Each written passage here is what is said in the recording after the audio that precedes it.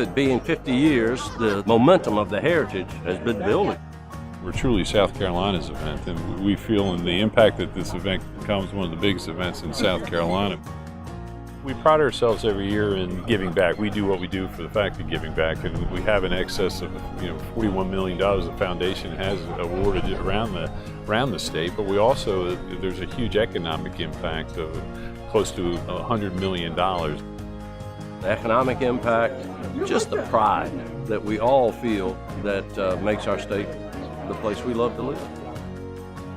RBC's association with Heritage Golf Tournament goes back 8 years, and we couldn't be happier with the results. It's worked out terrifically. It's a great tournament. We're able to support a wonderful cause here, wonderful effort, and as you can see today, RBC's commitment is tremendous.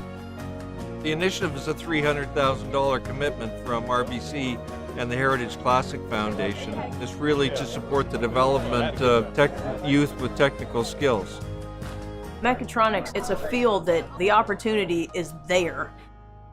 It's a combination of everything, mechanical, electrical, electronics, computers, everything that a nerd can just fall in love with. Technical colleges have been an important part of our Heritage Classic Foundation, and with the tournament, we've really tried to give some funds to the local technical college here, and we've now been giving some more funds to the technical colleges of South Carolina. There's so many manufacturing companies all over South Carolina and then beyond that are starving for people who have the technical skill.